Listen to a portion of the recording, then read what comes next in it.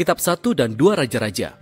Meskipun kitab-kitab ini adalah dua kitab yang terpisah dalam Alkitab kita, sebenarnya kitab-kitab ini ditulis sebagai satu kitab yang menceritakan satu kesatuan kisah yang merupakan kelanjutan dari kitab sebelumnya, yaitu Samuel.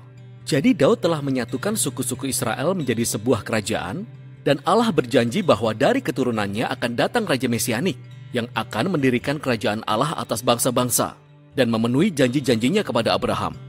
Kitab Raja-Raja menceritakan kisah tentang deretan panjang raja-raja yang muncul setelah Daud, dan tidak satu pun dari mereka memenuhi janji itu. Sebenarnya, mereka malah menuntun bangsa Israel kepada kehancuran. Kitab ini dirancang menjadi 5 bagian utama. Awal dan akhir kisah ini berpusat di Yerusalem. Pertama-tama adalah masa pemerintahan Salomo dalam pembangunan Bait Allah. Kemudian di bagian akhir ditutup dengan kehancuran Yerusalem dan pengasingan bangsa Israel ke Babel. Dan kisah yang melatar belakangi tragedi inilah yang akan menjadi pusat dari ketiga bagian kitab ini, yang menjelaskan bagaimana Israel terpecah menjadi 2 kerajaan, bagaimana Allah mencegah kebejatan bangsa Israel dengan mengirim nabi-nabi, dan bagaimana pengasingan menjadi hal yang tak terhindarkan sebagai konsekuensi dari dosa bangsa Israel. Kitab ini diawali dengan 2 pasal tentang penyerahan tahta kerajaan dari Daud yang sudah tua kepada anaknya yang bernama Salomo, dan pesan terakhir Daud kepada Salomo. Pesan terakhir itu mirip dengan yang disampaikan Musa, Yosua, dan Samuel kepada umat Israel. Pesan itu berisi panggilan untuk setia kepada perintah perjanjian dan untuk setia kepada Allah Israel saja. Namun kata-kata Daud menjadi kosong dan kurang bermakna di sini. Karena Daud dan Salomo kemudian membuat persekongkolan untuk mengokohkan kerajaan baru ini melalui serangkaian pembunuhan politik. Jadi, ini bukan awal yang bagus. Masa gemilang Salomo datang ketika dia meminta hikmat kepada Allah untuk memimpin bangsa Israel. Dan ia bahkan mewujudkan mimpi Daud untuk membangun bait suci bagi Allah Israel. Di sini kisahnya berhenti dan diikuti penjelasan mendetail tentang rancangan bait suci, persis seperti mendetailnya penjelasan tentang rancangan kemah suci di kitab Taurat. Ada berbagai emas, permata, penggambaran malaikat, dan pohon buah-buahan. Itu semua merupakan simbolisme Taman Eden.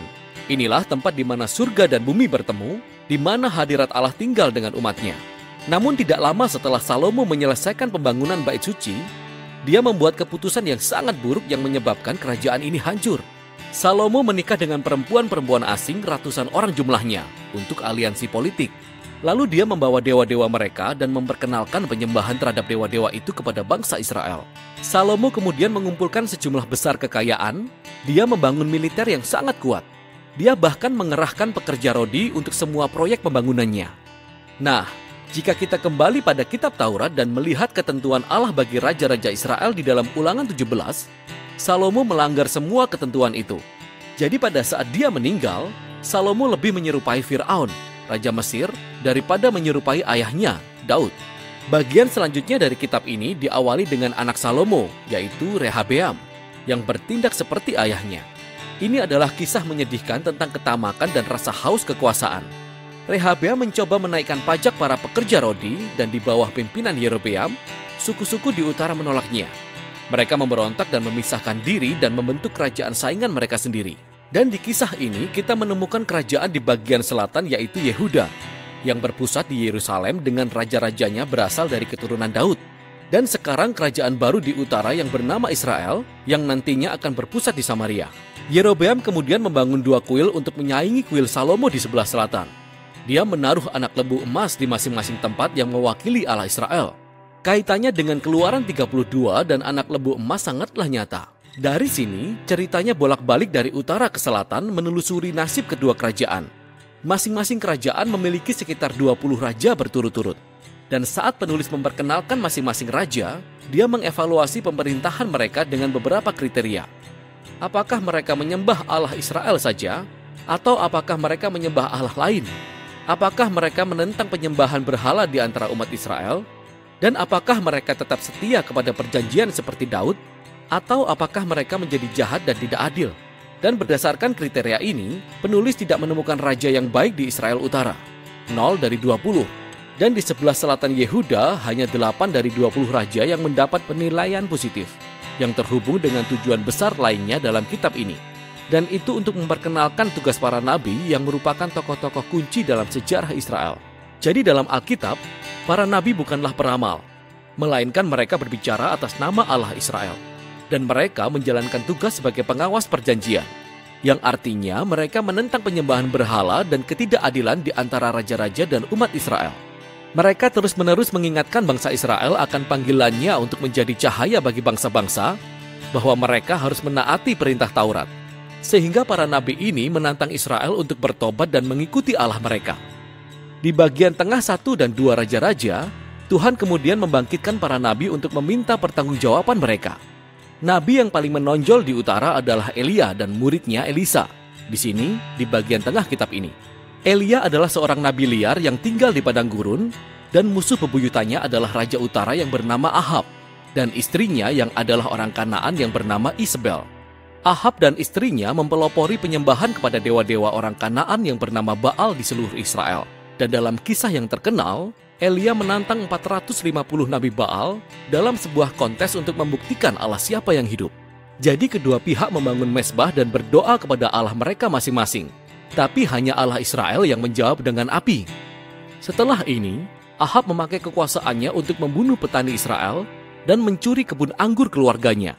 Dan sekali lagi Elia menentang ketidakadilan Ahab dan dia memberitakan kehancuran keluarga Ahab. Elia akhirnya memberikan jubah kenabiannya kepada seorang murid muda yang bernama Elisa, yang meminta 2 bagian kuasa Elia.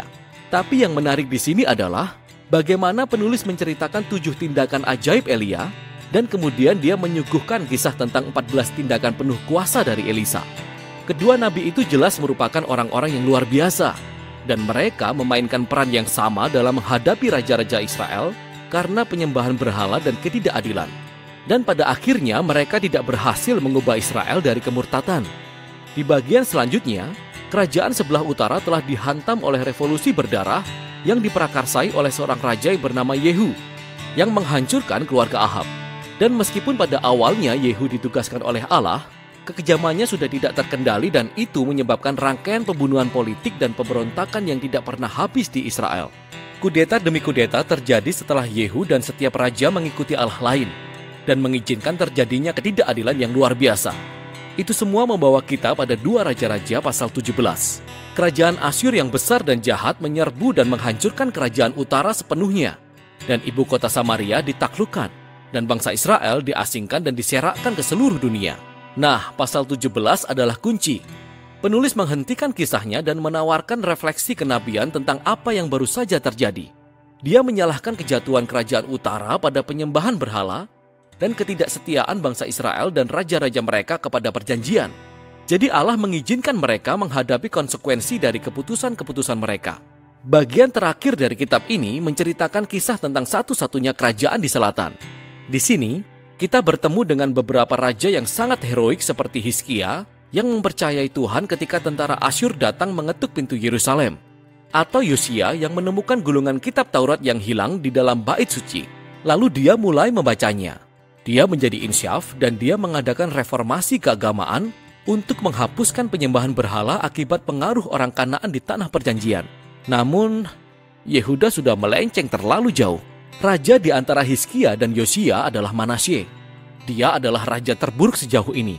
Dia bukan hanya memperkenalkan penyembahan patung berhala di dalam bait Allah di Yerusalem, dia juga memprakarsai ritual pengorbanan anak. Lalu Allah mengirim nabi-nabi untuk memberitahukan bahwa waktunya telah habis. Bangsa Israel sudah terlalu bejat untuk bertobat. Pasal-pasal terakhir berkisah tentang kerajaan Babel yang datang untuk menginvasi Yerusalem, menghancurkan rumah Tuhan, dan membawa orang-orang dan semua keturunan Raja Daud ke pengasingan. Lalu kisahnya berakhir dan menimbulkan pertanyaan. Apakah Allah sudah selesai dengan bangsa Israel? Apakah Allah sudah selesai dengan keturunan Daud? Nah, paragraf terakhir menyoroti tentang masa setelah 40 tahun pengasingan, dan paragraf ini menceritakan kisah yang aneh. Kisah ini tentang Yoyakin, keturunan Daud yang seharusnya adalah raja dan dia telah kembali ke Yerusalem. Raja Babel telah membebaskannya dari penjara dan mengundangnya untuk makan di meja raja untuk sepanjang sisa hidupnya. Dan kitab ini berakhir. Itu terdengar biasa saja, namun kisah ini memberi secerca harapan bahwa Allah tidak meninggalkan keturunan Daud. Jadi pertanyaannya sekarang adalah, bagaimana Allah akan memenuhi janjinya kepada Abraham dan Daud? Bagaimana dia akan memberkati bangsa-bangsa dan mendatangkan kerajaan mesianik? Dan untuk menjawab semua pertanyaan ini, kita harus membaca kitab hikmat dan kitab nabi-nabi. Namun untuk sekarang, itulah isi kitab Raja-Raja.